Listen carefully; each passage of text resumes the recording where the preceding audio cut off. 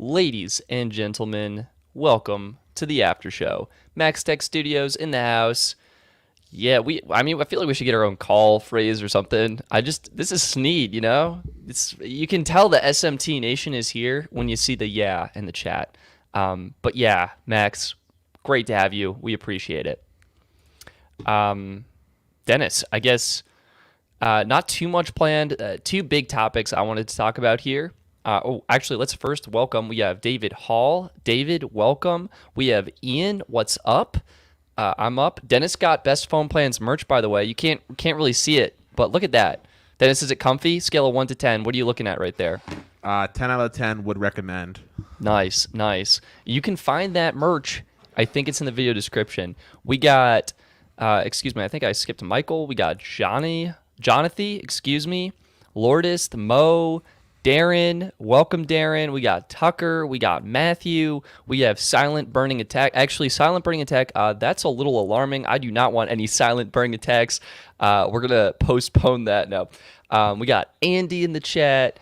Thank you. Great interview with Pete. Yeah, it was amazing having Peter on. Really fun to talk with him. I think he's got a lot of great ideas, and I'm wishing him the best with Mobile X. I think they're building something that's honestly really challenging, which is why it's taking so long. But oh man, I'm excited. Excuse me. And Johnny, hello. Aaron, hello, my good friend. Welcome to the live stream, the after show, the chat. All right, I think we've welcomed everyone. The anime already diving in. What made you cancel the OnePlus 9 pre-order? Should we just start there? Yeah. Let's start there. So basically, here's the scoop on the OnePlus 9. There are a few key factors that led me to cancel the pre-order. Factor number one, it's going to be a less popular device. My consensus on the sentiment of the device, looking at Reddit comments, looking at YouTube comments on the popular reviewers, talking with Dennis. Dennis, my understanding is that people were not enthusiastic about this device. Why is that? Well, OnePlus kind of took away some features that people appreciated from them, like dual SIM support. I know that's very not relevant, but it was a feature that kind of a niche audience liked. OnePlus just in general is not a big heavyweight brand for the average consumer. No one really knows about them. Their support is lacking across different carriers. They're kind of really only good on T-Mobile, and we see that repeat here with the OnePlus 9 with their 5G support. Yep. So it's only going to really affect a third of the market that it can really be targeted at, and even then it's even smaller in comparison. Yeah, so Dennis summarized that perfectly. I was talking with Sasha about it, and the OnePlus 9 is actually currently not certified to work on the Verizon network, specifically the Verizon 5G network. So what we learned is that OnePlus 9, it has the bands to work on Verizon low band. The OnePlus 9 Pro even has those millimeter wave bands, but it's not certified. Interestingly, Max Weinbach, I think his last name is. Max, I apologize if I completely botched that. He discovered that it does work on visible and it works on visible 5G, but Sasha was saying that when you put a Verizon SIM card in the OnePlus 9 or the 9 Pro, it disables the 5G option for Verizon customers. So I was really hyped about OnePlus 9 and 9 Pro for the cameras. I felt after watching reviews, the cameras did not deliver. I mean, it is arguably the best ultra-wide angle camera lens in a smartphone right now. But I feel people are less likely, or I'm less likely to use the ultra-wide. I care about band support. I care about 5G access. OnePlus 9 was not delivering in those two key areas. I don't think it works on 5G for AT&T either, although I think it does have band 5. But I ended up canceling. It's an expensive device. My gut instinct is that fewer people are going to be interested in this, that if I do want one, I'll be able to find one on Swappa at a good price in 1 or 2 months. I think the Galaxy S21 Ultra, which you can currently find on Swappa for $924, way better buy than the OnePlus 9 Pro. 100% agree. I will just also add, at the end of the day, it comes down to finances.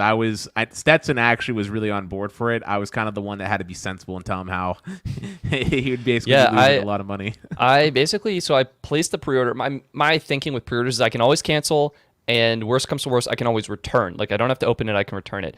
But for this one, so I placed a pre-order initially for the 9 and the 9 Pro, thinking I could do like a comparison video, like 9 versus 9 Pro speed test. But again, these are only working on T-Mobile. The search volume, I don't think is going to be there. I haven't even done some videos that I think you would be interested in, the viewers, like iPhone 12 versus Galaxy S21 5G speed test, like maybe doing an S20 versus an S21 5G speed test, those kinds of things. So if I haven't delivered on those videos, it doesn't make sense to overload myself with additional content. So I canceled the pre-orders for now. I'm going to focus on a bunch of other stuff. Really big video coming for you soon. But yeah, that's why I did it. We have Max text. Dude, Max, you're on this, my friend. Someone's selling a brand new in-box S21 Ultra on Swappa for $885. That's a steal. I should probably pick that up. And yeah, Debo Pop, excuse me. I hope I'm getting that remotely close. Still waiting on those speed test videos. Exactly. That's my point. That is my case in point. If I'm not able to deliver the videos that I want to today with the devices I currently have, then yeah, I should not be buying more stuff and creating more of a backlog. So let me know in the comments, like, would you want to see those kinds of videos, like a OnePlus 9 versus a 9 Pro or versus the other devices? Are they worth it? Is anyone in the chat even thinking about these? We have P Buchanan coming in here saying he just got the Android 11 update on the OnePlus 7 Pro. OnePlus 7 Pro could be a great buy. I think OnePlus 7T is honestly the best value phone right now. See, yeah, I mean, me and Stetson also behind the scenes were having conversations about phone testing and performance. And you guys tell me if you like this idea and maybe we'll do it. But I was telling Stetson that maybe we should look at some of the more budget-oriented phones that are supporting 5G that are coming to the market. Like Motorola dropped a ton. The new Galaxy A72 and A52. I would much rather buy those. And like I could get 2 of those for the cost of one OnePlus 9 Pro. Yeah, and then also for people that are Patreon members, I know my videos are not nearly as polished as Stetson, but I did do some speed tests comparing iPhone 11 speed.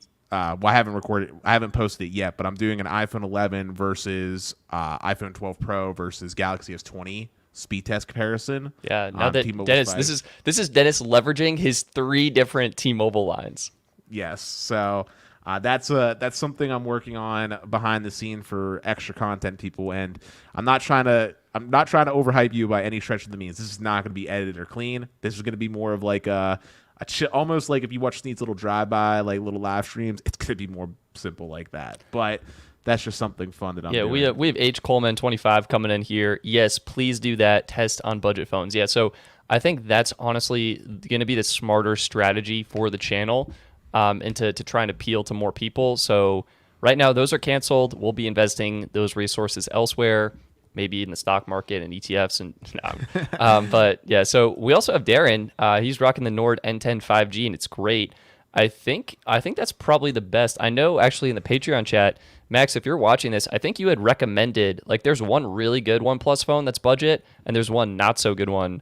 So if you're able to comment that, otherwise I'll try and find it. But yeah, I know the Nord is the budget phone from OnePlus. And I know, but I think they have like the Nord N100, and like one of those is better than the other.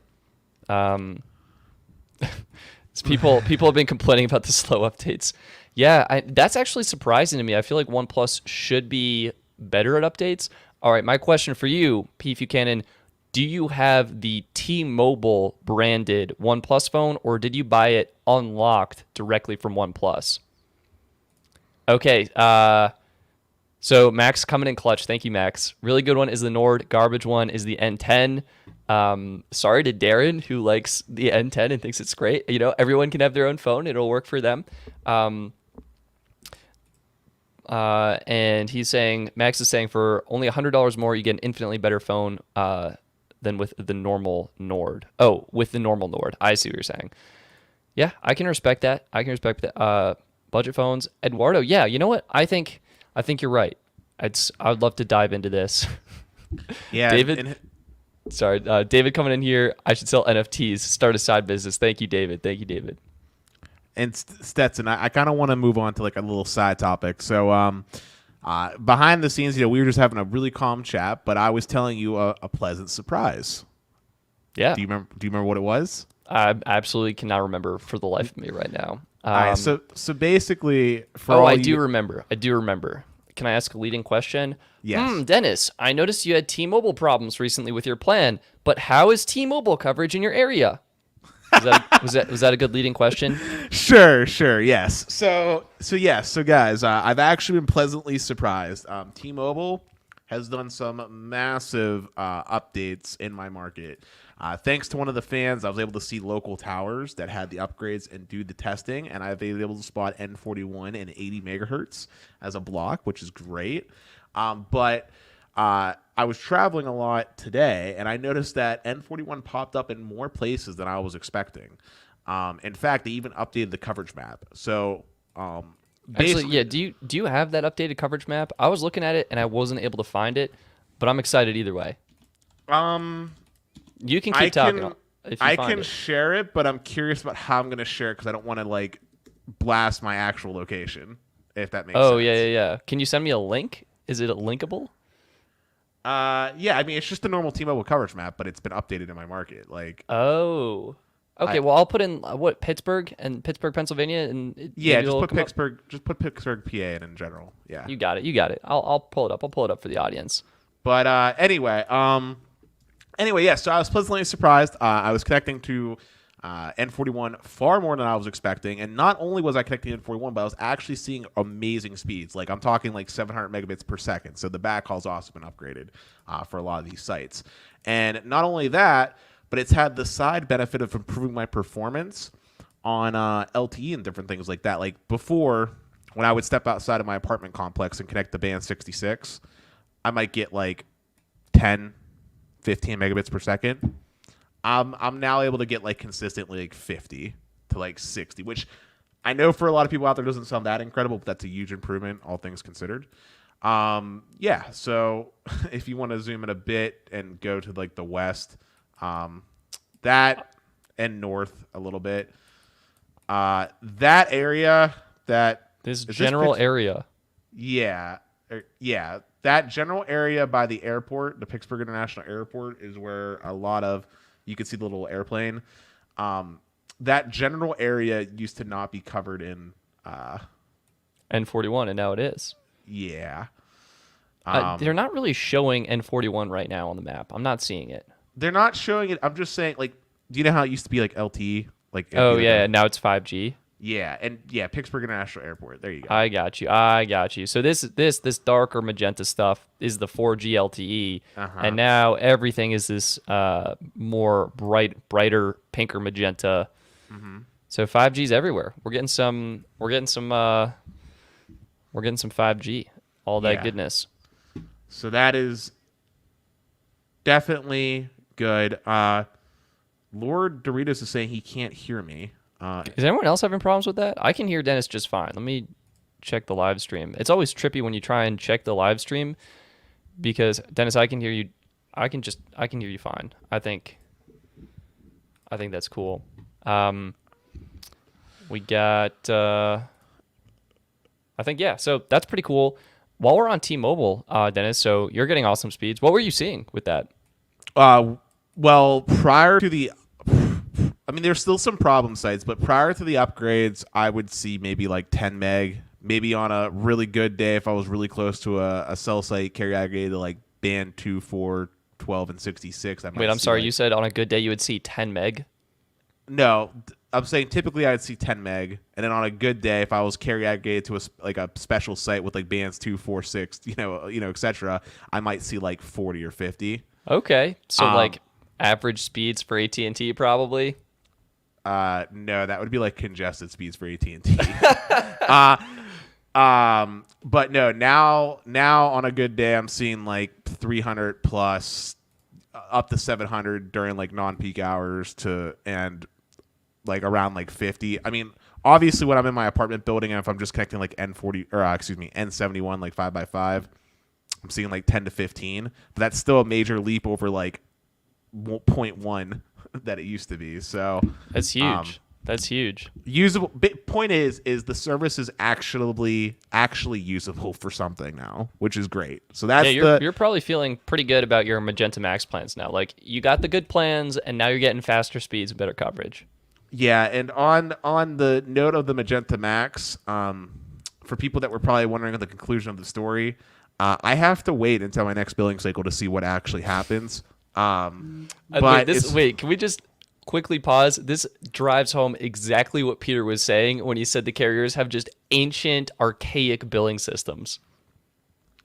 But as far as I'm aware, I believe I've achieved a resolution. As far as I'm aware, at the very least, I'm done spending time calling on the phones for a while until I see what happens on the next bill. But as far as I'm aware, I'm good. So we'll see. But yeah, since we were talking about T-Mobile, you want to talk about the new Connect plans? Yeah. And so just to clarify, did you see N71 and N41 in your area, or were you just getting like the N41, the good stuff? No, I'm seeing N71 was already pretty widely there. So yeah, I'm seeing N71 and N41 now. Sweet. N41's the good stuff. No one cares about N71. Yeah, it's so true. It's so true. So let me pull this up for everyone in the audience. Actually, let me zoom in a little bit. 1, 2, 3. And pop this on the stream. So T-Mobile today, this is where I saw the update, updated 2 of their prepaid plans. So if we go to prepaid in the top here, and we see their prepaid plan. So we're going actually to T-Mobile Connect. So these are the plans they launched during sort of the global pandemic, more affordable, starting at just $15 a month. They launched the plans with a promise to add 500 megabytes of data each year after the plans launched. And today, I'm excited to share they actually have done that. So you can see on the site, it's $15 a month, and you're now getting up to 2.5 gigs of high-speed data. And for $25 a month, you're now getting up to 5.5 gigs of high-speed data. So T-Mobile has done good on their promise. They have updated these plans. They now are slightly more competitive and have more data for the exact same price. Keep in mind, these plans are hard limit plans, so after 2.5 gigs, you are shut off. There is no unlimited 2G data. It's a hard cap. And let's check the chat, see what people are wondering about. Alex Brown, to address your question, stateside international calling is when you're in the United States, you're in one of the 50 United States, and you're making a call to an international destination. Maybe you're making a call from the US to Canada, from the US to Spain, from the US to the UK, from the US to Australia, or basically any other market. When you're inside the US and making an international call, that is stateside international calling. So there you go. T-Mobile also on the 8T. I mean, I love OnePlus and their software. I also have a OnePlus 8. But yeah, I just don't feel like the 9 and 9 Pro is worth it at their price points. And I want to emphasize that, like, if those phones came in at different prices, if they were substantially cheaper, it'd be a totally different story. But there you go. We have the OnePlus 9. If the OnePlus 9 Pro was at $750, I feel like it would be at a fair price point. Yeah, 100%. But given the limitations right now, yeah. Oh, yep. So, Dennis, you answered that in the chat. He's on Magenta Max now. Yeah, no more OnePlus for me. Unfortunate, but it is. Well, not unfortunate. I mean, it's whatever. It's a better plan. The OnePlus pricing for how it ends up panning out, it was like a $5 difference, at which point there was no point not to go with Magenta Max. Thankfully, there's you know what, I'm going to give him a shout. There's another Dennis in the audience who I talked with on the side. Really cool guy. We kind of came up with a game plan, and I based my suggestion, and I have no regrets really with the Magenta Max plan. I mean, if I could go back in time and avoid the whole fiasco, I probably would have just stuck with one line, to be honest. But it is what it is now, and you know, I'm satisfied with Magenta Max. The extra hotspot is cool. The unlimited premium data is also cool. Not something I necessarily need at this moment, but I'm sure I will grow into using more cell phone data whenever we go back to being in a normal world, and I'm traveling again. But we'll see. But going back to the Connect plans, Stetson.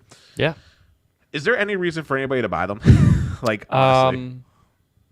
The only reason that I would purchase a Connect plan is if you wanted to be able to go to a physical T-Mobile store for customer service and support, or if you wanted to be able to chat with T-Force on social media.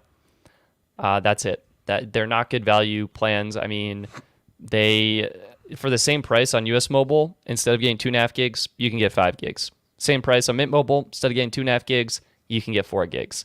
So, and for the $25 plan, you're looking at 15 gigs from Mint Mobile. So that's basically triple. And on US Mobile, I think you're getting 18 gigs at that price point. What about as far as priority? Do you know if they get treated as... They are postpaid priority, so that could be beneficial, but I don't think the T-Mobile network is that congested. I've been using Mint Mobile, deprioritized on T-Mobile for the past 2.5 years at this point, and never had a problem. So, do you know if they have hotspot included? Yeah, I think so. Let me... should I pull? I have to pull my website. I know, like, I spent so much time updating this thing. This is now my go-to resource for making sure. So let's go carriers. T-Mobile, and let's hit up our T-Mobile prepaid here. And so these are the Connect plans. It looks like they're now updated on the site. 4K streaming. You do get hotspot. You get 100 megabytes of domestic roaming, which is great. You're getting all features, 5G access, and eSIM. So I would say pretty decent. What about tax and fees? Someone P Funkin asked if tax and fees were included. Taxes and fees are extra with these, but they're not that much. They're not like the postpaid plans where it's like 10%. It'd be like maybe $1 or $2, I think. Also, we had a question from Mont Williams, who I had on the screen for a while. Both you guys, which happens to be with T-Mobile fixing up their network, will that also improve Metro PCS? Answer is yes, because Metro PCS does use the T-Mobile network. Yep. Ethan saying that T-Mobile Connect still doesn't beat the old Kickstart plans. Oh, geez, I didn't even have this on the stream. Sorry, guys. But yeah, so these are the plans, so you can kind of see them side by side. Hotspot is included. You're getting 4K streaming. You are getting that priority data, so that's reflected in those plan cards. 5G access and eSIM. So, and yeah, old Kickstart was good. Nigel, refresh my memory, Stetson. How much was the old Kickstart plan? $25 a month was the lowest we saw it at for unlimited data on T-Mobile. It was actually Sprint at the time, but now it's T-Mobile. It was $40 full price. And if I remember correctly, though, wasn't it like weird where like video was capped at 40p, music was capped at like 1.5 meg? Like there was like a lot of tons of restrictions. Yeah, 100%. Yeah, I think it was. I think video was maybe like 1.5 meg. I think gaming was like 1.5 meg. Music was like 600 kilobits per second, something like that. Dude, do you remember? I know we're going down memory lane real quick, but do you remember Sprint's premium unlimited plan that they had? 100 gigs of 100 it was gigabytes actually of mobile. really good, right? Yeah, 100 gigs of hotspot too, right? Yeah, 100 gigs of hotspot. I don't remember what the actual unlimited data was. I can't remember if it was unlimited premium or not, but I know it was 100 gigs of hotspot. And they included Prime for free. That was good. You can still get Prime on Metro by T-Mobile if you opt for the $60 unlimited plan. Yeah, man, Prime is good. Let's see. Comments are saying there was a $15 version apparently of Kickstart. Eduardo said. Yeah, I think they did a special promotion, and they did have a $15 option. They also had like the Sprint free year promo, so Sprint was really trying to grab new customers. But yeah, I think the lowest I saw was most recently last year. Best Buy had it for $25. I did a whole video on how to sign up, and ironically, I actually never got it myself, even though I made the video on how to do it. I should have gotten it, but Sal Luna's commenting, I had the unlimited Kickstart V2 on Sprint for $30 with autopay $25, unlimited calls, text, and data, not throttled, no capped, all priority. I don't know. There was no priority. Yeah, I don't think it was priority. I'm 100% sure about that. There was definitely no priority data. I think it's more akin to like T-Mobile's unlimited Essentials plan, where you are in fact deprioritized at all times, but that's not likely to impact a lot of customers, so it's just a good deal for unlimited. Ethan's agreeing with you, Dennis. Sprint premium plan was insane. Debo Bop asked me an interesting question. He asked me what I would do if AT&T dropped a hard data cap on my plan. Freak out. Maybe throw a party. Cancel AT&T. You mean T-Mobile? No, he asked AT&T. Oh, if dropped you a hard data cap. I was thinking of the cap being removed, but oh man. Yeah, you would probably have to leave. I would just cancel because I would be mad because I was on a mobile value share plan that's no longer around, and we had more data than my family could use. So I'd be mad. Not that I need the unlimited per se, but I would be mad because that's not what I signed up for. Yeah. Oh, Max Tech throwing a throwback. The legendary $30 T-Mobile prepaid plan with 100 minutes, unlimited text, and 5 gigs of data. That was good at the time. Yeah, I was going to say, but if that plan came out today, though, it would be terrible. Oh, yeah, it's so bad. US Mobile crushes that. You literally get 30 gigs for $30 on the T-Mobile network. So, can't compete. Ethan's saying it definitely was priority. I'm curious. I'll go in the Wayback Machine and check that up. I'm unsure. If I was to guess, it would make sense to me if it was be deprioritized. Eduardo says that Best Buy and Walmart still carry Sprint. Whoa. Are they okay? Is that right? You might be right. I think I've seen some images of posters online. I'm not sure if you can sign up. I'd be curious. Let me see. Walmart Sprint plans. I am very curious. I don't think. There's no way. They're trying to migrate everyone over. I don't see anything on Walmart's website. Oh, no. What? No, that's out of stock. Okay. Okay. Yeah, no, I don't see anything. Yeah, I'm pretty sure that switch happened because I remember at my Best Buy they pulled all this stuff out for Sprint and they all got redone with T-Mobile stuff. So I think that's done, or it's on its way out at least. Yeah. Debo Bob asked if AT&T T-Mobile merged back in 2013. How different do you think the cellular industry would be? It would be, well, we would have AT&T, Verizon, and Sprint. And Sprint was a dying brand anyway. So it would be a disaster, is what I would say. Like, it would AT&T, be bad. Yeah, it'd be so bad. I mean, AT&T would be good, but they would just have the monopoly. Like, Verizon... No, it would be bad. I don't know if you remember, Stetson, but AT&T, when they acquired Singular, it was like the most painful 3 years of AT&T's life. Like, literally, that merger and integration was so bad that there was a case study that we had in my project management class in my bachelor's degree that talked about where we had to talk about what AT&T did wrong. That's how bad that integration process was of the two different networks. And I don't think AT&T would do a great job of integrating T-Mobile, nor would they have gotten many useful assets because at the time T-Mobile only had, I believe, band 2 and 4. So that would have sucked. And then also, as far as the wider industry as a whole is concerned, I guarantee you Unlimited would have died. Like, the reason why T-Mobile brought that back in 2014? So 2013. 2013, yeah, we would have potentially missed that. Yeah, unlimited data coming back with a vengeance is basically thanks to T-Mobile. I mean, Sprint had an unlimited plan, but it was clearly being phased out at the time, and I guarantee you that if the Un-carrier revolution didn't happen, Unlimited would have died or went the way of the dodo bird, basically. Sure. I want to give Mark Hoyle a shout out. Thank you so much, Mark, for your continued support of the channel. We really do appreciate you. Really means a lot.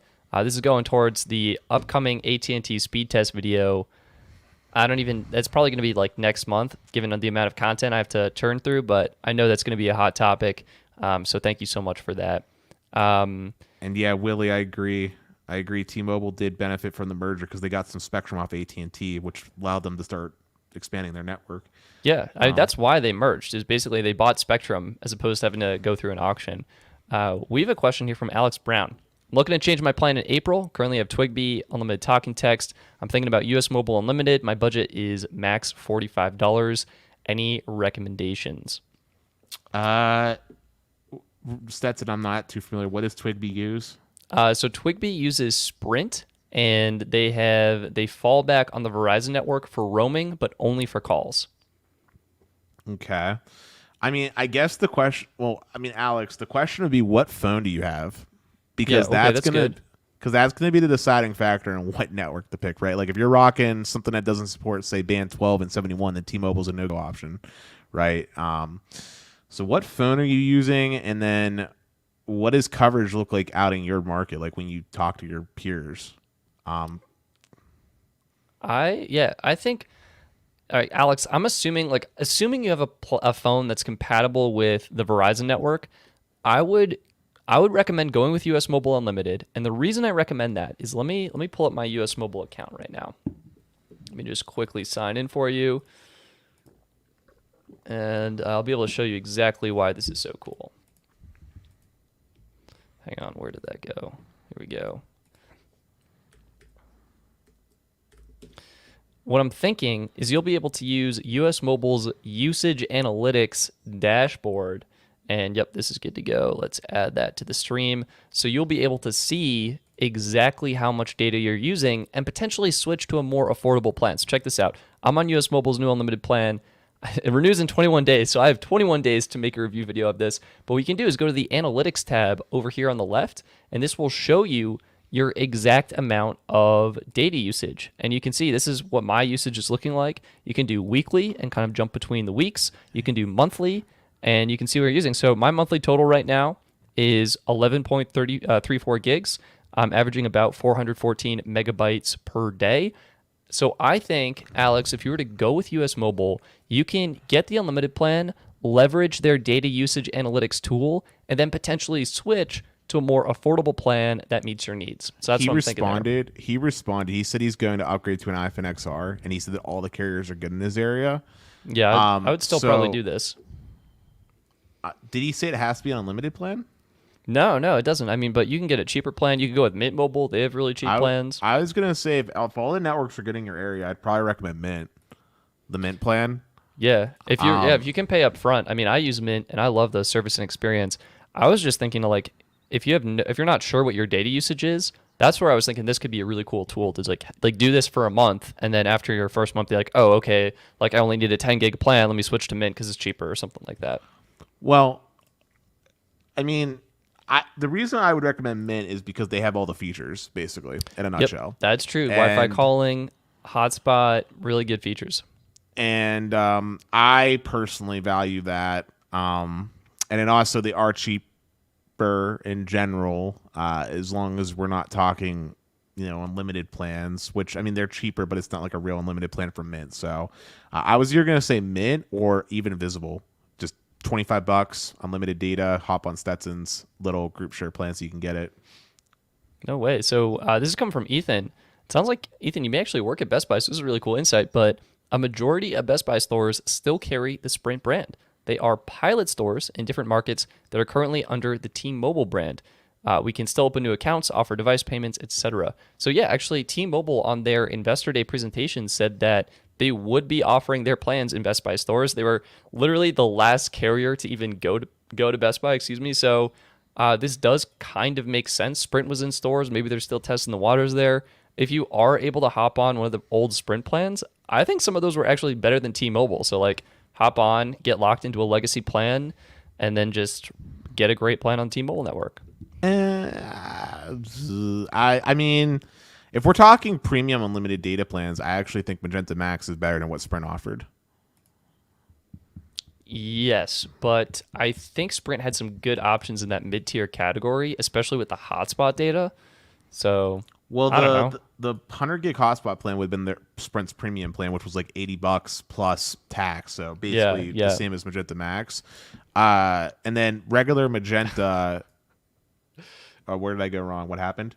No. You're good. Ethan's just saying they only offer quote unquote Sprint Essentials and Essentials 55 plus. So it sounds like they're basically just selling T-Mobile plans that are labeled Sprint for some reason.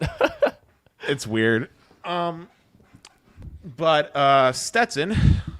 Yeah. Is there anything? So kind of going back to like the main two topics of the show. So OnePlus 9 was a flop, right? In our eyes. Yeah. For my eyes, I think the biggest feature I wanted to see from OnePlus was an improved camera. And from the content I've seen on it so far, I do not feel like they delivered on that. It is better than the OnePlus 8, but the big thing I needed was a camera, and I don't think it's worth the upgrade. And then, if you do a price comparison, I think there are just way better value phones out there for the same prices. Is there any phones that you're getting excited for this year?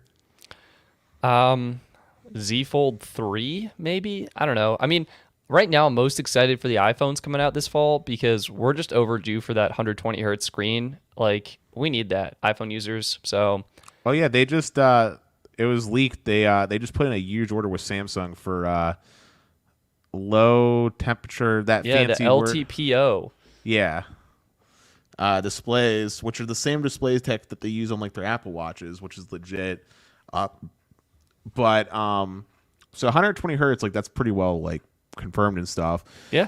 I'm kind of more excited from a 5G capability standpoint because, from my understanding, the new iPhones will be able to support, or since the new iPhones will be using Qualcomm's latest chipset again, it should be able to support carrier aggregation of standalone 5G bands. Is that Sick. Well, yeah, do we know what they're using? Because what are we on now? We're on the 55? We're in the X55. The X60 has already been announced. So we just got to hope the X60 makes it into the iPhones. No, X60 is what's in the S21 currently. Oh, okay. So then maybe it's the X65 that we're hoping comes in the new iPhones. We're hoping the X60 gets put in the new iPhones. Isn't that already in the new iPhones? X55 is what's in the current X55 is what's in the 12 Pro. Okay. X60 should be what comes in the iPhone 13. Okay. What's in the Samsung? X60. Are you sure? I'm pretty sure the S21 and the iPhone 12 have the same modem. I believe that the modem that's in the iPhone 12 is the same one that's in the Galaxy S20 Plus. Google search. Google search.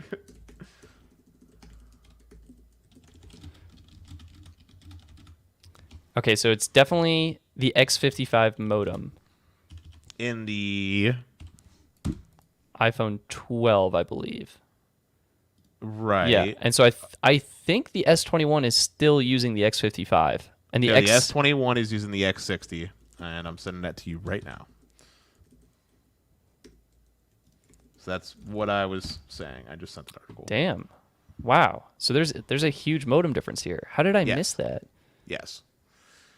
Because the Snapdragon 888 was the first SoC that supports Wi-Fi 6E, right, which came and with it support came from back. Yeah, and it was embedded in. Ah. But anyway, aside from support for that, the X60 modem, I believe, supports carrier aggregation of standalone 5G bands. So you can start seeing pairings of like N71 and N41 paired together on standalone 5G, which is exciting. Because before you always needed to have your LT. I'm losing the word I wanted to use, but you had to be connected to LT so you could connect to N41. Like you couldn't just connect to N41 by itself. Right, yeah. You needed like the LTE core, like that somehow that connection in order to use it. So, yeah. All right. Yeah. So thank you for everyone who's correcting me in the chat. I was mistaken on that. I was very wrong. X60. Dennis was right. He was on point. I think Qualcomm has announced the X65 though, and so that's like up in the. That's not going to make it, though. It's not going to make it? Oof. Not with iPhone quantities, man. Think about it, man. Apple literally has to place orders in like now a year in advance yeah. for their phones because they order in such large quantities. And considering the fact also that there's a huge chip shortage, there's no way that Samsung or TSMC would be able to produce enough modems to be shipped for all the new iPhone 13s that get released. No way. Yeah, you know, you're definitely right. So yeah. But OnePlus 9T coming later this year. I think OnePlus 10. Like when we see the actual partnership between Hasselblad and OnePlus pan out, when Hasselblad has input in the actual camera hardware, I think that's when it'll get exciting. Yeah. I think, Dennis, you were looking for maybe LTE fallback? Yeah, that would have been a good word for it. There was something else that I was thinking about, and I It's okay. Glenn saying X65 is coming in 2022. That would make sense. So, yeah. Either way, I mean, that's kind of what I have. Yeah. Just a short kind of show. I mean, Dennis, anything else you want to talk about? Any questions in the audience? There was a question actually from our friend we were helping out, Alex. Alex, yeah, he asked us, could we explain Mint's buying in bulk? Basically, Alex, you're gonna pay upfront for like the next 3 months. So like, if a plan is $15, if a plan's marketed at $15 and you buy it for 3 months, you're paying the $45 upfront, and now your 3 months of service is paid for, or et cetera, for those same styles of plan. And Mint's prepaid, so everything, or MVNOs in general are all pretty much prepaid, so everything you're paying for up front. Yeah, so just to reiterate what Dennis is saying, these are Mint's current plans, right? 4 gigs, $15, 10 gigs, $20, 15 gigs for $25, unlimited $30. The unlimited plan is a 35 gig plan. Keep that in mind. Still should be plenty of data for around 82% of average consumers. But at the bottom here, you can see $45 for 3 months of service, $60. Excuse me, I'm losing my voice. For 3 months of service, $75 for 3 months, or $90 for 3 months. So, excuse me. So when you sign up, Alex, you get that initial 3-month offer, and then you have the option to renew your plan. And if you renew for 12 months, you keep the same pricing you see here. If you renew for a shorter period, then the pricing will be a little bit higher because you're not getting that annual discount. Here's a good question, Dennis. Will Samsung and OnePlus have eSIM by next year? Doubt it. Yeah, Samsung, they're promising eSIM on T-Mobile middle of this year. I'm hard thumbs down. Promises are like Santa Claus. Yeah, it's no. I don't think so. I don't think OnePlus even has the hardware built in. They actually removed the second physical eSIM, or the second physical SIM card, and I think they there's no option for OnePlus to even have eSIM. Alex Brown asked us another question. He asked us, how much data do we use on average? Stetson, I'm going to guess before you say. I'm going to say that you personally probably use less than 2 gigs.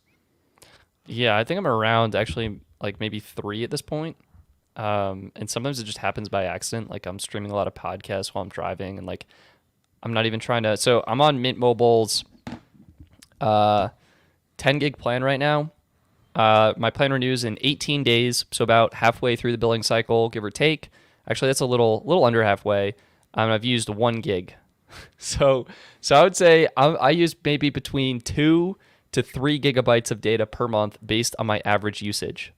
Stetson, do you want to take a guess at me before I say? I mean, given the current situation and how much we're both at home right now, I'm going to guess yours is a little bit lower, but I'm going to go for maybe 10 gigs. Yeah, no, Stetson, before I made the switch to Max, I was literally using less than 2 gigs. Oh, wow. Because I had that kickback. Oh, yeah, I remember that. You said that. But now I don't have to worry about kickback, and because I'm doing testing and stuff. Yeah. I mean, I'm sitting at like 15 on the T-Mobile line right now, but that's just because I'm running speed tests. Yeah, right. It adds up. And the phone that's on AT&T, I'm purposely been keeping off of Wi-Fi because I'm trying to get past 100 gigs. Nice. So I can do some testing when deprioritized. I'm also trying very hard to use more data on the T-Mobile line because I want to really test what they say about a limited premium, because I've seen posts from the tech extremist that he got like little warning messages after he hit 100 gigs on the on which line? On Magenta Max. He got a little post letting him know that like he used up like his like a little text like notifying him. Wow, weird. I want to try that now. Yeah, tech extremist on YouTube. He did a video about it. It was like maybe posted like 2 weeks ago. Debo Pop is saying speed test doesn't count towards your data on T-Mobile. It doesn't. You are correct, but only if you're using a T-Mobile server. If you're using another server, then it actually will count. So keep that in mind. I did not know that, by the way. Yeah. I've tested that. I've used up all my data on Mint Mobile, been capped at 2G speeds, and then done a speed test on T-Mobile server. It gives me full speed. So that's kind of disingenuous. Yeah. I actually filmed a video like Ookla speed test lies, but I honestly have no idea what happened to the footage, and it never got uploaded. So water under the bridge. Can I ask you a question, Stetson? Yeah. Which third-party coverage map do you think does the best job for consumers? Do you think OpenSignal does it best, Rudimetrics, or do you think Ookla's new coverage map is best? Wait, Ookla has a new coverage map? Yeah, it's in the app. You can look at the. You have to be. It's only on the phone, but I'll pull it up real quick here. If you go open the speed test app on your phone, bottom right, you'll see map. It'll load. Oh, wait, is this? Are you on your S20 Plus? Yes. It's not on the iPhone app. What? Dennis is showing. Dennis, I'm full screening you. Boom. Look at that, everyone. I am. That's awesome. Totally realizing it's showing my location, but that is fine. It's a risk I'm willing to take. But anywho, yeah, they have a coverage map now. Pretty legit. Anyway, the question was, which third-party service do you think does the best job as far as, well, that's concerned? Yeah, so I'm going to go with actually the coverage app. So this is by our friends over at Mobile Internet Resource Center, and this is actually pulling data directly from Ookla speed test. So I think this is probably what I think is best. Otherwise, Root Metrics is usually my go-to. I didn't know that existed, and is it only on iPhone? It's on Android. And you're going to have to send me a private link on that. I'll buy it just to support them.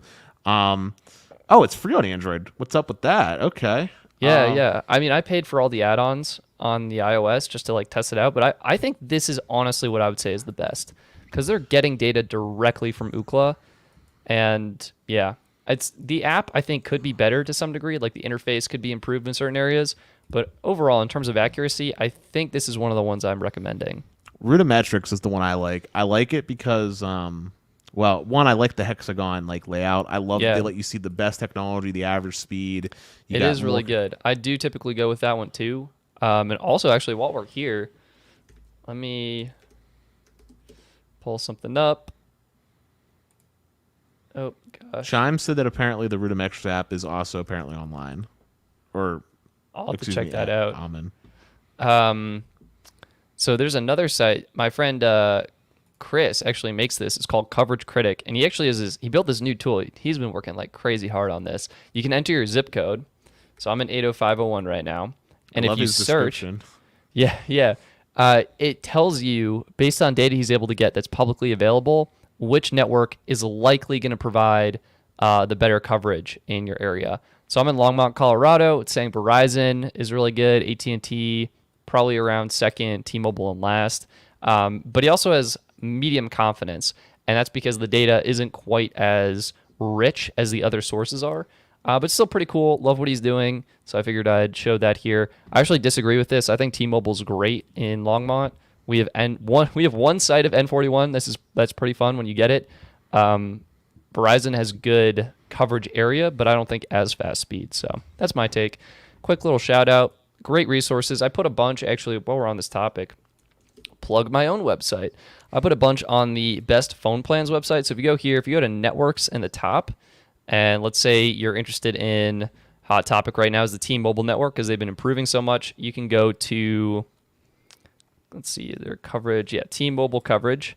And the website will scroll you down to a coverage map. I took a screenshot of the Root Metrics, what theirs looks like, and then I provide a link to Root Metrics. And then here's Root Metrics, here's Cell Mapper, here's NPerf. I mean, there are so many resources out there that you can check just to see what coverage looks like in your area. But yeah, I don't want to overwhelm people, but that's what I got. Man, I wish that there'd be like a consolidation and they would pay people to contribute. I think that'd be a really cool little business model. And then they could take that data and give it to the FCC so they actually have accurate coverage maps. Yeah. I would love that too. Alex Brown here. I'll put a link in the description. So my website is bestphoneplans.net. The .com was $5,000, and I didn't have that when I was going to create my site. And then the other website is my friend Chris. It's called Coverage Critic, and you can check that out here. And Mark, thank you for the shout out. Yeah, if you're enjoying the stream, hit the like button. The YouTube algorithm absolutely loves that. It like freaks out. And get subscribed if you're not already. Mont Williams asks, hey fellas, first thank you. Mont, you're very welcome. Happy to help out. What's your opinion on the new Samsung A52 5G? I think it's decent. I would actually look at getting a Pixel 4a 5G. I think that might be a better budget phone. Dennis, you disagree. Tell me more. Yeah, I mean, don't get me wrong. The Pixel 4a 5G is a good phone, but it's older, and Samsung does a better job typically from a hardware standpoint than what Google Pixel is offering you. So I believe, if I remember correctly, the A52 5G actually had a 120 hertz screen, I believe, right? I think it's 90. I thought that was the base one, but the 5G version had 120. I still think it's 90. Can we get a link up real quick for that? Because I think when we did our comparison, when we talked about it, I thought we were dumbfounded because if I remember correctly, the base one had 90 hertz and then the bigger 72 had 90 hertz, but I thought the middle one. Oh, yeah, you're totally right. 120 hertz, yeah. Yeah, so it has a 120 hertz screen, which in my opinion, high refresh is the way to live. I can never go back. It also had better specs as far as capacity on storage was concerned, as well as RAM. They had two variants. You get expandable storage too. Yeah, and if I remember correctly, there was two variants, right? There was like 128 gig and a 256. One with having 6 gigs and one was having 8, if I remember correctly, as far as the memory. Yep, that's correct. Samsung also does. So Google Pixel has a great camera, but they're terrible at recording video. That's true.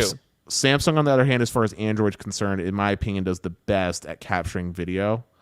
Obviously, iPhone is the absolute king of video capturing, but Samsung's a close second. So that's nice. Also, Samsung tends to have better carrier support as far as features are concerned. And I'm talking like little things like Wi-Fi calling and other little things like that. Whereas AT&T, for example, is very finicky about who they want to support, especially when it's not a carrier-branded phone. So I think that the A52 5G is a great little mid-ranger. I do, though, think that there are probably better options out there, like a gently used S20 Plus. Oh, that's a great call. Yeah, like a gently used S20 Plus from Stetson's favorite website, Swappa. Yeah, let's pull that up. Dude, you can find one starting as low as $500. 560. Check this out. S20 Plus 560. Boom. So yeah, check out Swappa. I mean, honestly, getting a gently used flagship is often a better experience. 515, but only fair condition. Let's check this one out just for kicks. See what we got here. I mean, that's not a high resolution image, but that's okay. That's okay. Man, if it was Ben Boxer, man, he'd be taking primo images and upselling that thing, making a profit. I mean, it looks pretty good. I mean, I'm bummed because I spent like $1,200 on mine, and now it's going for a third of that, basically. It's unreal. So, hey, Stetson. Yeah. Dumb question, but you have the 4A 5G, right? I have the 4A regular. Oh, I thought you had the 5G variant because I thought you tested millimeter wave with it when you were down. Pixel 5. Okay, you had the Pixel 5, excuse me. Yeah. All right, so you have the Pixel 5, which supports eSIM, right? Yep. Question.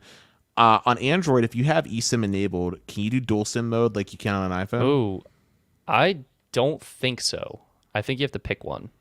Okay. That's my current understanding, but I could be mistaken on that. You should test that because the follow-up question to that was, does 5G work if you're in dual SIM mode? Yeah, we're waiting for iPhone to get that soon. iOS 14.5, which is currently in beta, does already have support for it. We're just waiting for it to be live. Soon. That's why soon. That is why soon. Do you have... Oh, sorry. Yeah, Alex. Yeah, I mean, you just got to try it. I think Mint's such a good value that, I mean, or you could do US Mobile, be like, hey, I'm not going to get some of the features on US Mobile, but I'll try it out. You can test out the T-Mobile network, number one, see what it's like. Number two, you can check your usage analytics, see how much data you need, and then with that information, you can then switch to Mint. So, I don't know. Something to consider. Talk with your friends, ask them what they use, or, just try it out. Switch. No contract. You can switch anytime, although Mint, you'll probably be there for 3 months. So, yeah. But Stetson, I was going to say, do you have anything you want to share about future plans that we're working on behind the scenes? Maybe give the audience a little update? Future plans? I mean, I can give a sneak preview, exclusive sneak preview on the stream for all of you watching this.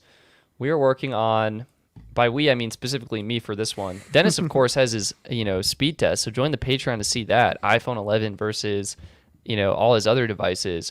I am working on currently, this is the Best Cell Phone Plans 2021. This is a monster edit. You can't see this, but in the middle here, actually, maybe, I don't think I can zoom in because it's not a web browser, but I recorded for basically an hour and a half of me going through these plans. So that is in the edit work. That's in the pipeline. Hoping to have that out very soon. But yeah, that's the exclusive for you. I'm excited about it. I think it's going to be a great video, and I'm really looking forward to seeing it. And Dennis, we have our live stream this Saturday going over the best Verizon plans. That'll be awesome. We're going to have another vote together. If you missed the previous one, I'll show you what we did there. It was so fun. So I made a post on the website, Best Phone Plans. It was a news post. Vote on the best AT&T plans. So this is the live stream Dennis and I did last week for the best AT&T plans. And you could go in here and actually vote on which plan you thought was best. And we have the results, and you could see how many people were voted. There's more votes now as the post has just been up on the site. But we're going to do something like this weekend for Verizon. So it's going to be a blast, and I'm super excited about it. And then finally, the following week, we'll finally do the grand finale of sorts. Yeah. Where we'll be ranking the absolute best of the best plans overall. And that will be more similar to like when we did our first episode, where we actually bring out the little S and A and B and C tiers. And we'll do that together, which I think will be a lot of fun. Yeah. Honestly, Stetson, I thought of a spur of the moment idea, by the way. Okay. And, you should, for the Patreon extra content, maybe you should do like a little behind the scenes video when you're actually doing the editing. Maybe just do like a private live stream for them or something. If you guys want to see me chop away, it's crazy. Someone commented, yes, Dboobop, it is incredibly tedious and time consuming. You're 100% correct, but it's so worth it. They can learn from you though, Stetson. Maybe, or actually, dude, make a Skillshares account, dude. Teach people how to edit like you do. Good ideas. But yeah, I think maybe we should call this stream, and we'll see everyone this weekend. We're going live. I want to answer DT's question because he asked. Oh, yeah. He asked what we think about Xfinity Mobile. So me and Stetson talk about Xfinity Mobile behind the scenes quite a bit. Neither of us personally has experience using them. Stetson, of course, can't because he doesn't have Comcast, and you need Xfinity. Like, if you have it, it's decent, but if you don't, then don't get it. Yeah, for me, I just don't have it because, obvious reasons with all the other phones. But I personally think that it's actually a very good choice if you fall in one of two camps. Option A is you're a family that can share like a certain amount of data. So, Stetson, I sent an email to you with like a taxes breakdown. Do you remember what it was? Yeah. It's like $1 or something. I don't know. Let me see. It was like $3, I think, right? It was like $3 total for in taxes. which specific plan? It's the same for my area, regardless. I think it was like $3, right? $3 in tax and fees. I don't have the email. So for the 1 gig option, you were looking at a total $15 came out to $18.02. So $3.02 for taxes and fees. And that was the same $3.02 on the other plan. Okay, perfect. Thank you. So basically, Xfinity Mobile doesn't like have crazy fees or anything. Like it's just that $3.02. At least that's what it comes out to for my market per line that you add on to whatever the shared data plan is. So like, if you could have, say, 5 people sharing 10 gigs of data, well, then you would just do 3.02 times 5. So that would be $15.11 add on top of the base cost. So 60 plus $15, you're looking at $75 for 5 people to share 10 gigs of data. That's very like cost effective. I don't know what the math is on that per line, but it's probably really cheap. That's one circumstance if you can do like a shared plan like that. Option B is if you're a single person that wants like priority data. Xfinity Mobile is a good choice if you could, get one of their buy the gig plans because you do get postpaid priority data on Verizon's network. And then if postpaid priority data isn't important, you could always get the regular unlimited plan for like $45, which with the tax we talked about would be like $48 in my area, which isn't bad. and you're getting all the features. Like, unlike some of the other MVNO options, you're going to have Wi-Fi calling, you're going to have visual voicemail, you're going to have 5G included at no extra charge. In fact, when me and Stetson were talking behind the scenes, I was arguing that Xfinity's unlimited plan is actually better than Verizon's Start Unlimited plan, both from a pricing standpoint as well as from a feature set standpoint. It's actually better. But then when we get into things like Play More, like if you're more of a premium customer, getting the Verizon Play More is a better value because you get the Hulu and the Disney Plus if you're on like a family plan. But anyway, I'm being wordy. Long story short, I think Xfinity Mobile is a good option if you have Comcast. If you don't have Comcast, then you can't get them, and you shouldn't want to get them anyway if you don't have Comcast. So, yeah. All right. And Alex, you're very welcome. Happy to help out. We really hope you find an affordable plan that meets your needs. Doesn't have to be US Mobile or Mint Mobile, but we certainly hope you help out. And you can browse more plans on the website, bestphoneplans.net. So, yeah, and we're also doing a Patreon exclusive live stream this weekend. So if you're interested in joining us there, it's going to be really fun. It'll be right after the huge live stream where we're all voting on the best Verizon plan. So it's going to be a fun weekend. Yeah. So make sure you become a part of the Patreon so you can catch the Patreon exclusive live stream where me and Stetson will interact with you pretty much directly. You get some kind of one-on-one time with us. You get our full undivided attention. So definitely make sure to do that, and definitely make sure to catch us on Saturday so that way we can get your feedback, because Stetson is taking everything that we vote on into consideration when he makes his 2021 best phone plan review. Yeah, absolutely. Absolutely. So yeah, that's going to be it for this stream. I hope everyone enjoys the rest of their Thursday evening. Take care. And we look forward to talking to you this weekend. Peace. Peace.